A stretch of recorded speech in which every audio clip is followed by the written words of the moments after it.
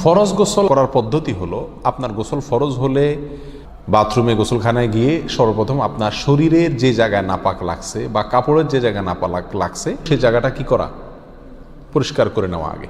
যদি আপনার জায়গাটা চিহ্নিত থাকে যে এই জায়গাটা নাপাক লাগছে, ওই জায়গাটা ধুয়ে ফেলান। এরপরে নামাজের জন্য যেভাবে আমি অজু করছি সেভাবে অজু করা। এরপরে অজু করা, হাতের কবজি ধোয়া, এরপরে কুলি করা, নাকে পানি দেওয়া, মুখ ধোয়া, হাতের কনুই পর্যন্ত ধোয়া, মাথা মাসা করা, এরকম অজু করা। অজু করার পরে এবার আপনি গোসল করেন।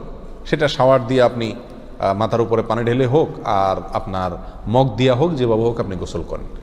গোসল করা শেষ হয়ে গেলে, গোসল করে যখন বের হয়ে যাবেন, তখন যাওয়ার আগ দিয়া ওই যে পাও ধোয়া বাকি আছে হুজুর, যাওয়ার আগ দিয়া পায়ের ওখানে পানি ঢেলে টাকনো পর্যন্ত পাও ধুয়ে ফেললেন, বাস গোসল হয়ে গেল।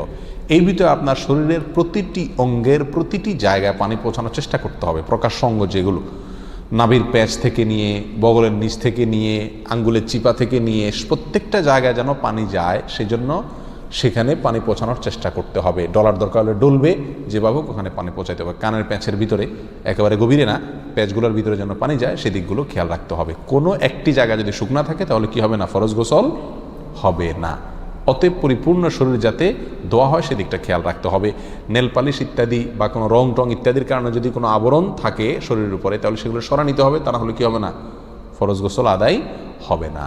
কথা, প্রথমে শরীর এবং কাপড় থেকে নাপাকগুলো ধুয়ে নেব, এরপরে অজু করব পূর্ণাঙ্গভাবে, পাও ধোয়া বাদে, এরপরে গোসল করব।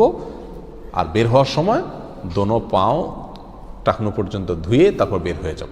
এই গোসলের সাথে আমার অজু হয়ে গেল। এই গোসলের পরে আর কি করার দরকার নাই, অজু করার দরকার নাই। অনেকে গোসলের পরে অজু করেন, এটা কোনো প্রয়োজন নাই। তবে কেউ যদি গোসল করা অবস্থায় তার পেশাব চলে আসে, অনেকে আছে পানির স্পর্শ লাগলে পেশাব বেশি আসে, তো গোসল করা অবস্থায় যদি তিনি পেশাব করে দেন বা অজুভঙ্গের কোনো কারণ তার ভিতরে আসে, তার বায়ু ছাড়লেন, তাহলে তো সেক্ষেত্রে অজু যেটা শুরুতে করছিল ওইটুক তো আর নাই। তাহলে তাকে আবার কি করতে হবে, নতুন করে গোসলের পরে অজু করতে হবে। এ হলো মোটামুটি ফরজ গোসলের পদ্ধতি।